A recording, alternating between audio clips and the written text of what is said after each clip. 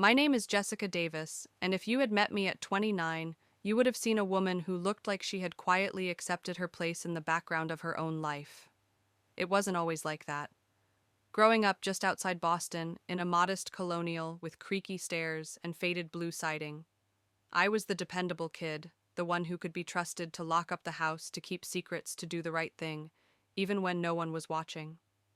My sister Amanda was 4 years older, and even when we were little, it was clear she was the star of the family, the one with the big dreams, the big laugh, the big plans.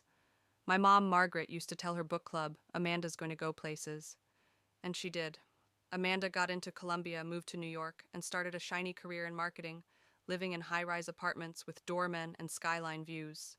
Her Instagram was a highlight reel of rooftop parties, client dinners, and brunches at places where the lattes came with perfect foam art.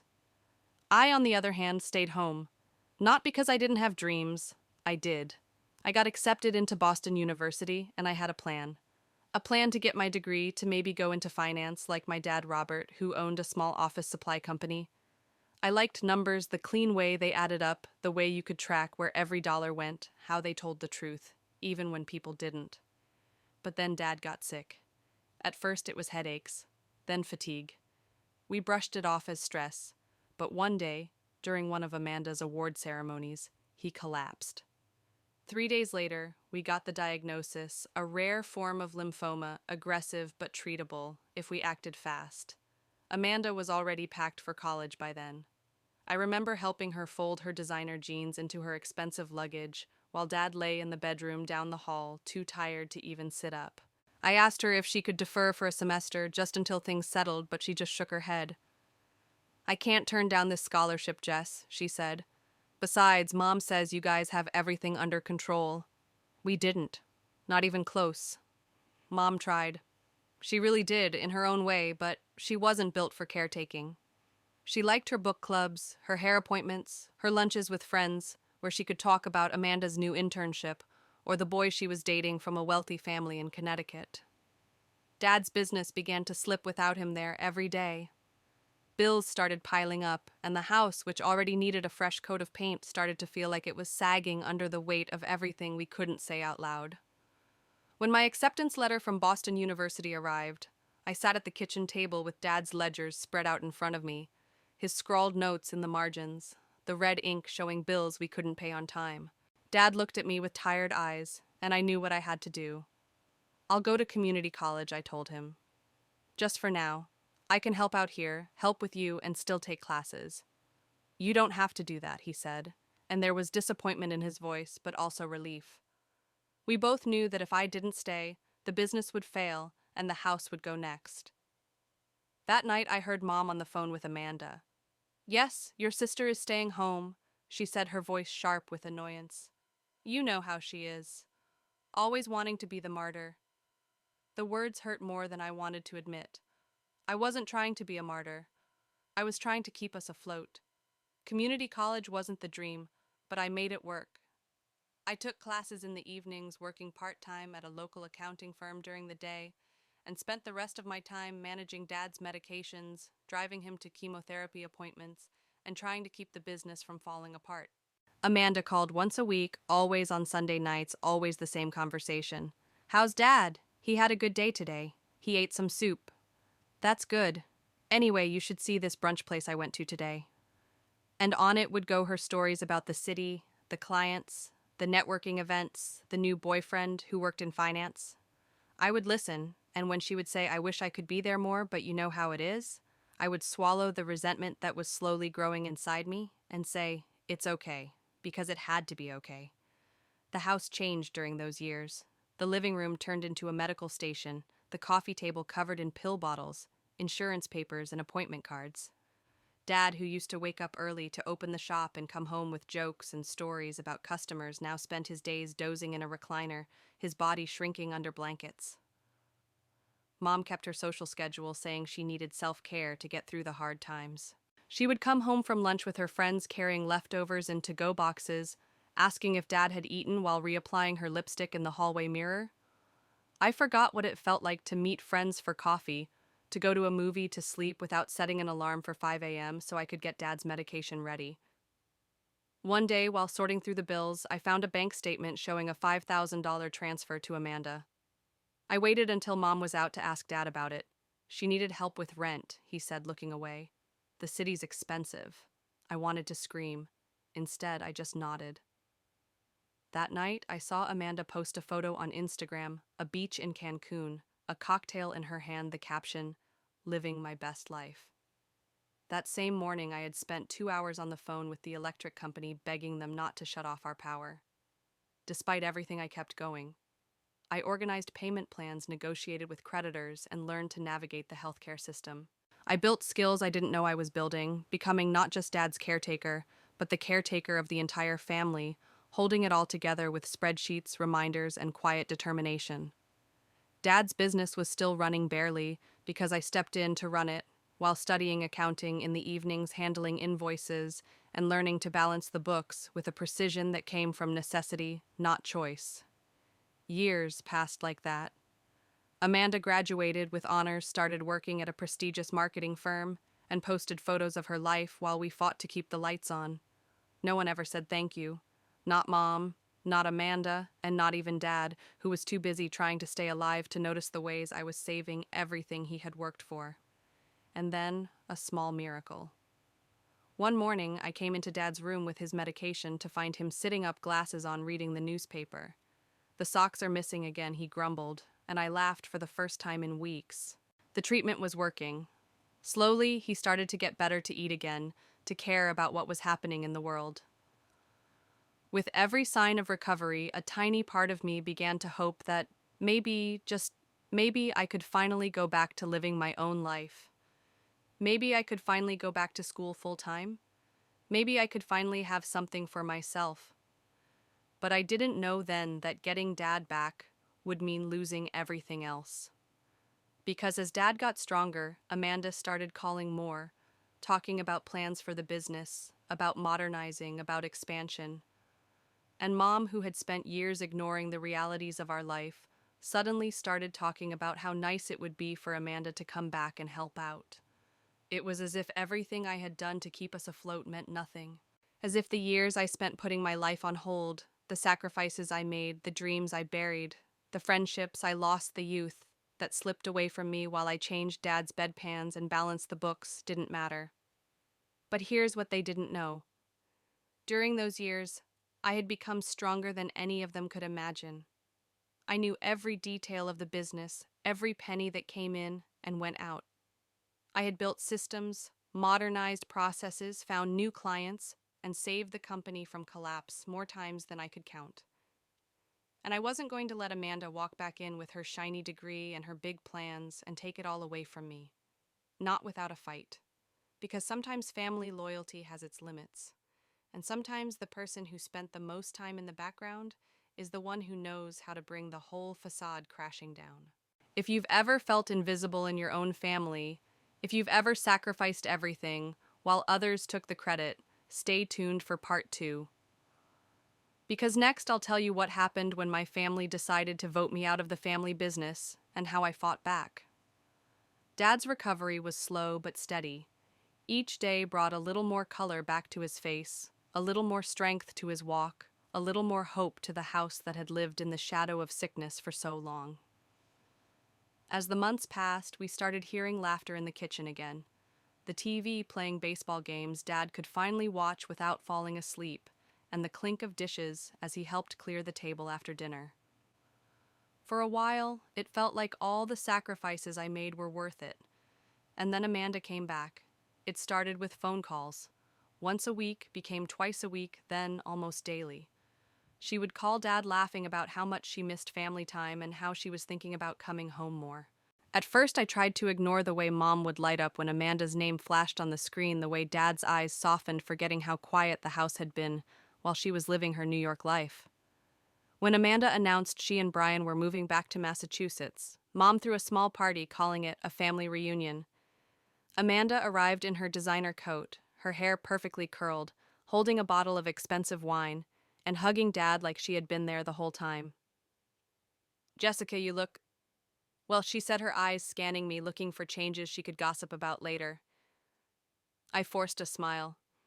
"Welcome home, Amanda." Brian followed her in greeting Dad with a firm handshake and handing Mom a bouquet of flowers. He looked around the house with the eyes of someone already thinking about renovations and investments, nodding approvingly at the furniture I had kept clean, the house I had kept standing, the family I had kept alive. It didn't take long for Amanda to start showing interest in the business. At dinner, she would ask Dad about modernizing strategies, dropping terms she had learned in boardrooms and networking events. I just think Davis Office Supplies has so much untapped potential, she said, swirling her wine. Brian and I have ideas about expansion, maybe even franchising. Dad would nod proud and excited while Mom beamed. I would sit there silent, remembering the bills I had paid late at night, the clients I had retained with careful negotiations, the days I had spent tracking inventory, so Dad wouldn't lose another contract. Don't you think Jess Amanda would suddenly turn to me, a smirk playing on her lips? I think we should be careful, I would reply, keeping my voice calm. We can't afford big risks right now. Amanda would roll her eyes, leaning back in her chair, letting out a soft laugh. Always so cautious. What she meant was always so small. One evening, as Dad's strength returned, he asked me to help him review the company's finances. It was late, the house quiet, the soft ticking of the kitchen clock the only sound as I opened spreadsheets and invoices on my laptop. I saw it immediately. Small transfers, at first easy to overlook. $50 here, $200 there. But over the months, the amounts grew. 500, 1,000, 3,000, all routed to an account I didn't recognize. I cross-checked everything, my fingers trembling as I typed, and the truth revealed itself piece by piece. Amanda. It was her account. Nearly $57,000 had been siphoned from the business over the past year. Money I had stretched and protected, funds I had fought to keep available for payroll inventory and the mortgage on the storefront Dad had owned for 20 years. Amanda had been draining it like it was her personal ATM. That night, I sat in my room staring at the transaction records spread across my bed, the numbers dancing in front of me as tears of anger and betrayal blurred my vision. It wasn't just the money, it was everything it represented. The late nights, the canceled plans, the friendships lost, the opportunities deferred, the years I spent putting my life on hold to keep this family together, and Amanda had taken it without a second thought. I tried to talk to Dad about it. Dad, we need to discuss something, I said, holding the printed statements in my shaking hands. He looked up from the newspaper, his glasses slipping down his nose. What is it, honey? I handed him the papers, watching his face as he read. The lines on his forehead deepened, his lips pressing into a thin line. She needed help, Jessica, he said finally, not looking at me. Help, I asked, my voice cracking. She's been stealing from the company, Dad. That's not help. He sighed, folding the papers, neatly aligning the edges before placing them on the table. She said it was for networking, for maintaining her image, for helping Brian with their business plans. And what about me? I asked, the words spilling out before I could stop them. What about the image I've had, to maintain the bills I've had to pay, the sacrifices I've made so this company could survive? Dad didn't answer. He just stared down at the table, as if the wood grain could give him the words he didn't want to say. I thought about going to Mom, but I knew it would be useless.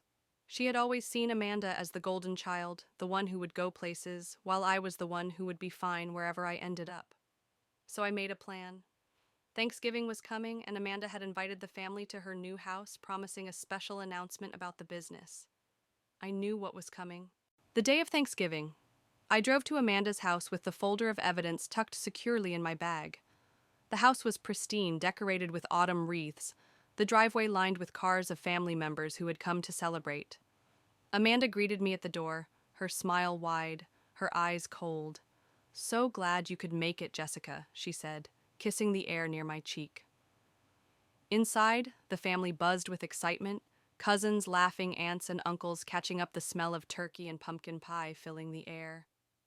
I sat quietly waiting, watching Amanda and Brian as they moved through the crowd, shaking hands, laughing, playing the perfect hosts. Dinner was served on an immaculate table with matching plates, crystal glasses, and candles that flickered softly, casting warm light over faces that had aged since the last time we were all together. As dessert was being cleared away, Amanda stood tapping her glass with a spoon. Everyone, If I could have your attention, she said, her voice carrying easily over the conversations. She looked radiant, confident, the room hanging on her every word. Brian and I are so grateful to have you all here. She began glancing at Mom and Dad, who beamed back at her. Family means everything to us, which is why we wanted you all here for this special announcement. I gripped the edge of the table, my pulse pounding. As you know, Dad's business has been through some tough times, but thanks to his recovery and some strategic planning, we are excited to announce that Davis Office Supplies will be expanding into a regional chain. Applause filled the room, murmurs of approval and excitement. Amanda held up her hand, silencing the room. There's one more thing, she said, her eyes flicking to me before quickly looking away. After discussing with Mom, Dad, and our business advisors, we've decided it's time for the next generation to take the reins. I felt the air leave my lungs. Effective January 1st, I will be taking over as CEO of Davis Enterprises with Brian serving as CFO. The applause returned louder this time, but it sounded muffled in my ears. Amanda smiled, looking around the room before letting her gaze settle on me. And finally, there is one more matter we need to address, she said, her voice calm, measured. As we move forward, we need unity within the family and the business. She paused, taking a deep breath before continuing. Jessica, your behavior over the past few months has been concerning. Your possessiveness over the business, your accusations about finances, your attitude towards these changes. The room fell silent, all eyes on me. We took a vote. Amanda said, her voice steady, and it was unanimous. You are no longer welcome in the family business. I opened my mouth, but no words came out. Amanda's expression hardened. And until you can adjust your attitude, you are not welcome in this family. Gasps filled the room, the sound of silverware clinking against plates, uncomfortable shifting as people looked anywhere but at me. Mom looked down at her lap, her hands trembling. Dad stared straight ahead, his face pale, his jaw tight. Amanda smiled, her victory complete. Family is about trust, Jessica, she said. And you've broken that trust. In that moment, everything inside me went quiet. The anger, the hurt, the betrayal, they all settled into a cold, calm clarity. I reached into my bag and pulled out the folder, sliding it across the table toward Amanda. If I'm not family anymore, I said, my voice clear and strong, then you won't need this. Amanda's smile faltered as she picked up the folder, flipping it open, her eyes scanning the first page before widening in shock. This is nothing, she stammered, flipping through the documents. Just business records. Read the account numbers, I said. Tell everyone where the $57,000 went. Brian leaned over her shoulder, his face draining of color as he read. Amanda, what is this? He asked, his voice low. Amanda's hands shook as she slammed the folder shut. This is a misunderstanding, she hissed. You're trying to ruin everything. I stood up, looking around at the faces of my family, the people who had voted me out without a second thought. Family is about trust, I repeated, my voice steady. And you're right, Amanda. You've broken that trust. I looked at Dad, whose eyes were filled with regret, and at Mom, who was openly crying now. And then I walked out of Amanda's house, leaving behind the family that had never really seen me, never really valued me, never really understood me. Have you ever had to walk away from family to protect yourself? In part 3. I'll share what happened after I exposed Amanda's betrayal, how I rebuilt my life, and how I discovered the true meaning of family. Don't miss it. The folder lay on the polished mahogany table like a bomb about to go off. Its manila edges looked so ordinary, so out of place among the expensive china, the flickering candles, the carefully carved turkey that now sat forgotten in the center of Amanda's Pinterest-perfect dining room. Amanda's fingers trembled as she flipped through the first few pages, trying to keep her expression neutral. But I could see it, her carefully painted mask was cracking. Each page turned was another nail in the coffin she'd built for herself. The room was so quiet that I could hear the rustle of paper, the shallow breaths of my mother beside Dad, the low hum of Brian's confusion building into dread. Brian leaned in closer. Amanda, he said, his voice low but sharp enough to slice through the suffocating silence. What is this? Amanda snapped the folder shut so hard that the sound made Aunt Patricia jump. She tried to smile, but her lips twitched oddly like they couldn't quite find the right shape. It's nothing, she said, but her voice cracked halfway through the word. She cleared her throat and tried again. It's Jessica's making it look like something it's not. Really? I said, my tone calm. Maybe too calm. The kind of calm that comes when your heart has been broken so many times by the same people that you just stop feeling the break. I pulled my phone from my pocket. Because if you think that maybe we should all take a look at the account numbers, I can pull up the bank's online system right now. Or maybe Brian wants to see the IP logs. They match your home Wi-Fi, Amanda. Should we talk about that? Amanda's hand flew out like she might snatch the phone from me. But she hesitated when Brian's eyes snapped to hers, dark with something I hadn't seen in him before, cold disbelief. Tell me this isn't true. He said each word perfectly enunciated, as if precision might hold back the explosion. Amanda opened her mouth, closed it, opened it again, but nothing came out. Her perfect Thanksgiving makeup looked suddenly harsh in the overhead light. Her foundation cracked at the edges where sweat had started to bead along her hairline. Dad's eyes moved from me to Amanda, then back to the folder. He picked it up like it might burn him. His hands once so steady when they held mine as a child shook as he flipped through the pages. $57,000, he murmured, his voice so soft that I almost didn't catch it. Amanda, please tell me this is some misunderstanding. But the room already knew. We all knew. And Amanda knew, too.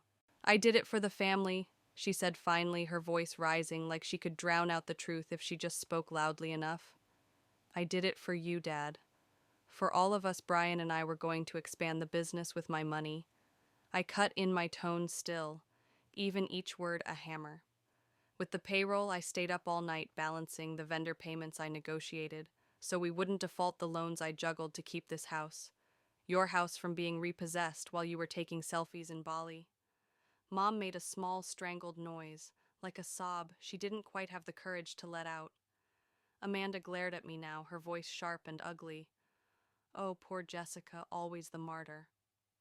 Do you think Dad's company would be anything if it weren't for my connections?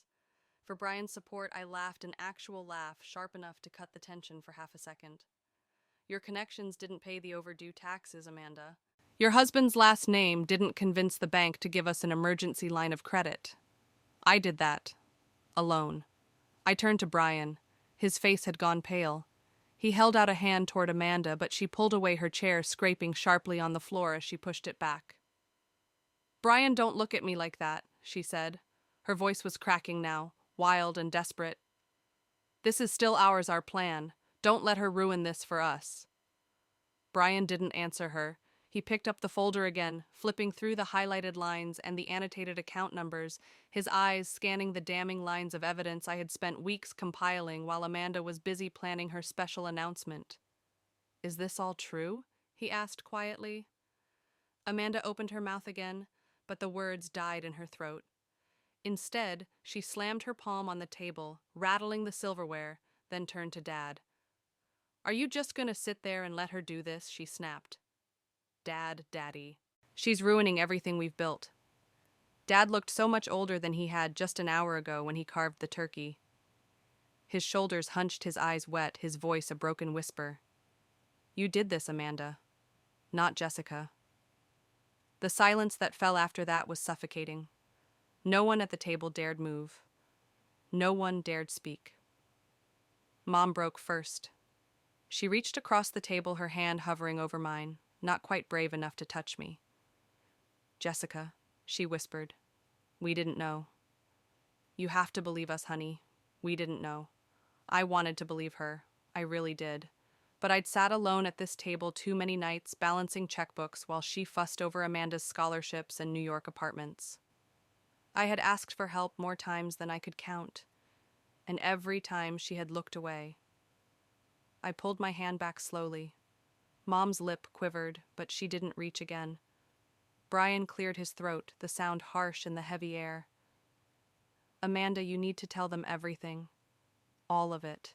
How long it's been going on. What you did with the money. Amanda's eyes darted around the table, hunting for a lifeline that no one was offering. She found only cold stares and downturned eyes. 3 years, she said finally, her voice a whisper now. I started when Brian and I got engaged. The wedding, it was so expensive. And then the down payment for the house, the cars, the trips. It was just a few thousand at first, and then more, I said, finishing for her, because you knew no one was paying attention except me. And when I did notice, I looked at Dad now, whose face was a mask of regret. When I brought it to you, you told me I was overstepping. Dad dropped his head into his hands. I could hear his breath stuttering. I wondered if he was replaying all those late nights when I asked him to double-check the books, and he waved me away. Amanda collapsed back into her chair, her defiance gone. The mask was gone too. In its place was just a tired woman who had run out of lies. Her eyes darted toward Mom. Mom, say something, she whispered. But Mom just looked down at her folded napkin like it might have answers she couldn't find anywhere else. Brian stood sliding the folder back toward me with a grim nod.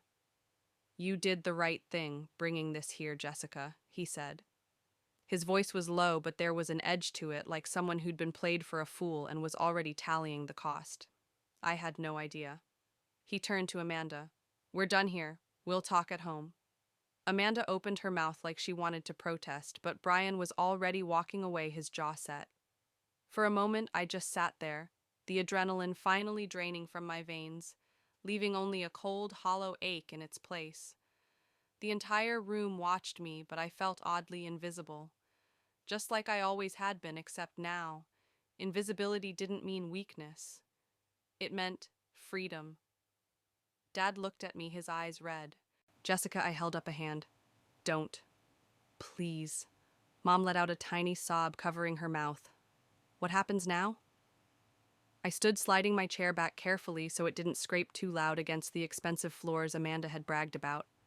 Now, I said, my voice steady as I gathered the folder back into my bag. Now I protect myself. From all of you.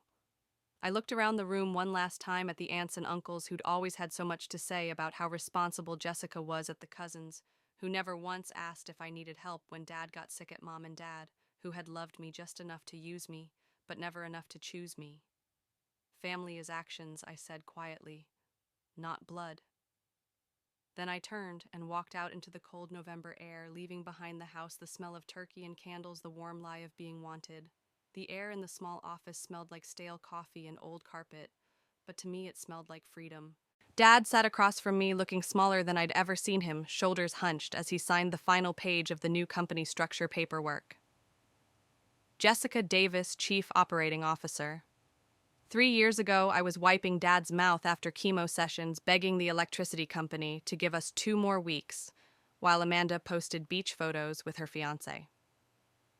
3 years ago, I was the invisible daughter, the backup plan no one ever admitted was holding everything together. Now, I wasn't invisible anymore. Amanda's confession to Brian had set off a chain of consequences she couldn't stop. Brian demanded answers, and when Amanda couldn't give them, he gave her an ultimatum: confess to the family, or he would. I had told Dad that for this to end, Amanda needed to face real consequences. No family hush-hush, no, we'll handle this internally. It had to be public, in front of the same people who had watched them vote me out of the family. A week later, we gathered at my parents' house.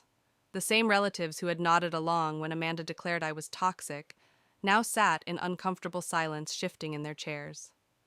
Amanda stood at the front of the living room, Brian beside her, his arms crossed, eyes cold. Amanda's hair was tied back her face, pale, makeup-free, for the first time I could remember. She clutched the paper I had helped draft, outlining her apology. She cleared her throat. I betrayed everyone's trust, she began, her voice small, cracking. I stole from the business Jessica saved while I was living a lifestyle I couldn't afford. I tried to hide it, and when Jessica discovered the truth, I tried to push her out instead of facing what I had done. She paused, tears slipping down her cheeks. I'm sorry, Jessica. I'm sorry, Dad. I'm sorry to all of you. No one applauded. No one comforted her. It wasn't the kind of moment that deserved applause. It was just necessary. The repayment plan came next. Amanda and Brian agreed to sell their house and downsize, using the proceeds to repay every cent of the $57,000 plus interest to the company. They would continue to pay monthly installments until it was complete. Amanda's role at the company was dissolved. Dad, for the first time, acknowledged that the business wouldn't have survived without me. He signed the paperwork officially appointing me COO, with full authority over financial operations and operational decisions. It felt surreal when he handed me the signed document, his eyes filled with a complicated mix of regret and pride. "I should have seen it sooner, Jess," he whispered. "I know," I replied, "but you see it now." That night, as Amanda and Brian packed boxes in their perfect kitchen, I stood in the driveway watching the lights in their home flicker for what was probably the last time. Brian loaded the last box into their used sedan, the car sagging slightly under the weight of their life condensed into cardboard. Amanda stepped out onto the porch, pausing when she saw me. For a moment, she looked like the sister I remembered from childhood, before New York, before ambition, before betrayal. "Jess," she started, but the words died in her throat. "I hope you figure out who you are now," I said softly. She nodded, tears slipping down her face. Brian came back, placing a hand on her shoulder, guiding her down the steps. They drove away without another word. In the weeks that followed, the company felt different. It felt like mine in a way it never had before, not because I owned it, but because I had earned every inch of respect I now received. Dad and I worked together to stabilize cash flow, expand the online storefront I had built quietly in the background for years, and modernize operations further. Mom started coming by the office with sandwiches for lunch, trying to be helpful in the way she knew how. One afternoon, as I finalized quarterly reports, Dad paused at my office door. "You know, Jessica," he said, "this company wouldn't be here if it wasn't for you." I looked up from my laptop, studying his lined face, the way his eyes held mine, unflinching. The truth in his voice wrapped around me like a warm blanket. "Thank you, Dad," I said simply. He nodded and walked away, but I saw the slight lift in his shoulders as he went. He was proud, not of Amanda, of me. Meanwhile, Amanda and Brian moved into a small 2-bedroom apartment across town. Brian found a new job at a smaller firm, and Amanda took a position at a mid-level marketing agency. Their vacations became weekend camping trips instead of Bali getaways, their cars older, their furniture secondhand. Mom told me that Amanda had started volunteering at a local women's shelter as part of her community service requirement. She spent her weekends helping women who were trying to rebuild their lives after financial abuse. "It's changing," her mom said during one of our coffee meetings. I didn't say anything. I wasn't ready to believe Amanda was changing. Not yet. But I was ready to let her try. As the months passed, life became quieter, simpler. I returned to college using the scholarship Eleanor from the accounting firm had helped me secure. I balanced coursework with my COO responsibilities, finding a rhythm that allowed me to rebuild the future I had once put on hold. I redecorated my small apartment, filling it with plants and soft lighting, creating a space that felt like peace, like freedom. That Thanksgiving, I didn't spend the day at Amanda's perfect house or my parents' old dining room. I spent it with my chosen family, Eleanor, a few classmates, and Michael, who had been my steadfast friend throughout it all. We cooked together, laughed over spilled gravy, shared stories of our lives and dreams. As we sat around my small dining table, Michael raised a glass. "To Jessica," he said, smiling, "for proving that standing up for yourself is never wrong, even when it's the hardest thing you'll ever do." I smiled back, tears pricking my eyes. "To new beginnings," I added. Amanda and I eventually met for coffee one cold January morning. She looked different, tired, older, humbled. But her eyes met mine without flinching for the first time in years. "I'm sorry," she said quietly, genuinely. "I lost myself. I hurt you. I hurt everyone." "I know," I replied. "But you're facing it now. That matters." We didn't become best friends again, but we found a cautious truce, a fragile but honest connection that didn't erase the past but allowed us to acknowledge it and move forward. If you've ever had to walk away from family to protect yourself, know this: you are not selfish. You are strong. Have you ever stood up for yourself against family betrayal? Share your story in the comments below. Don't forget to like, subscribe, and share this video with someone who needs to hear that protecting yourself, even from family, is not wrong. Thank you for walking this journey with me. Stay strong, stay true, and remember, you deserve to be seen. When I stepped back into a classroom at 29, I was no longer the timid 18-year-old girl who used to hide in the back row. I had spent years trading my youth for caregiving, running the family business, enduring the indifferent glances of my mother and the cold judgment of my sister. I was voted out of my own family during a Thanksgiving dinner, called jealous controlling, and forced to prove my worth by exposing my sister's betrayal in front of everyone. But that painful moment gave me a freedom I never thought I could have. The accounting class at Essex Community College wasn't held in a glamorous lecture hall, but it was where I found myself again. I sat in the second row next to a single mom and a young guy eager to start a business. I studied every formula, every method for reading financial statements with a strange, fierce joy, because I understood these numbers were tools for freedom, tools that would let me take control of my life rather than letting others control it. By day, I continued working at the accounting firm, where I had once been a part-time assistant, a place where Eleanor, a strong woman who became my mentor, gave me opportunities to learn and prove my worth. In the evenings, I sat by the window of my small apartment, warm light spilling over my open books, rain tapping softly against the glass. Inside, there was a quiet peace I had never known. I no longer had to wake up at 5 a.m. to give Dad his medication, no longer trembled at late-night phone calls, no longer endured my mother's comparisons or my sister's disdain. All that was left was me, Jessica, growing strong and finally daring to live for myself. I graduated at the top of my class and was offered a full-time position at the accounting firm, a job that paid enough for me to live comfortably to start saving for dreams that were finally my own. The day I received my acceptance letter, I stood in front of the mirror smiling at myself. I had done it. Michael was still there beside me, patient and never pushing. We didn't need to say much. It was enough to share quiet evenings with pizza and an old movie or walks through the park talking about small plans and soft dreams I once didn't dare to hope for. I had once been afraid of love, convinced I wasn't worthy of it. But Michael's steady presence showed me I didn't have to earn love by sacrificing myself. Eleanor became a role model, not only teaching me about the work, but showing me how to stand tall and never bow to injustice. She would often say, "Jessica, you don't owe your life to anyone. You deserve to live it on your own terms." Those words became a guiding light on the days I felt tired. Gradually, I reconnected with life.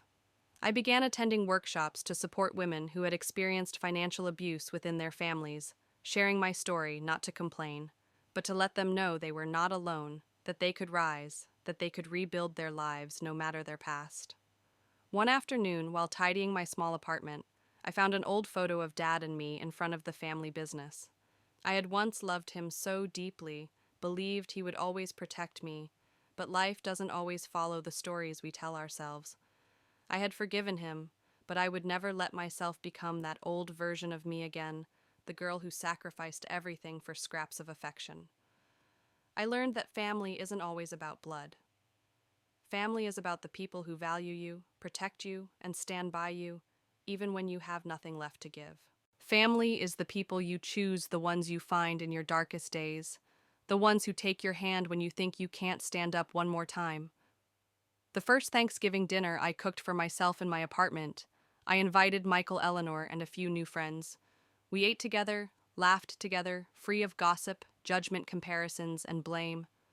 There was only warmth and peace. I stood up, raised my glass, looked around, and said, "Thank you for being here today. Thank you for showing me that family isn't about blood. It's about people who value you, about actions, about unconditional love." Michael smiled. Eleanor nodded, and in that moment, I knew I had truly started over.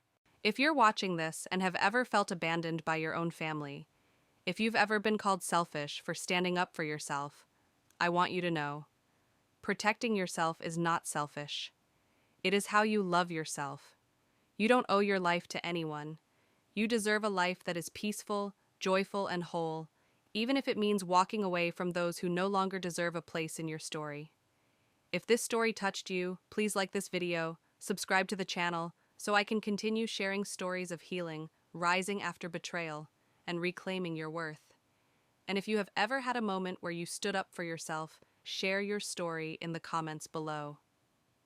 I'm Jessica Davis, and this is my story. And I hope that one day you too can confidently say, I stood up. I chose to live for myself, and I am proud of that.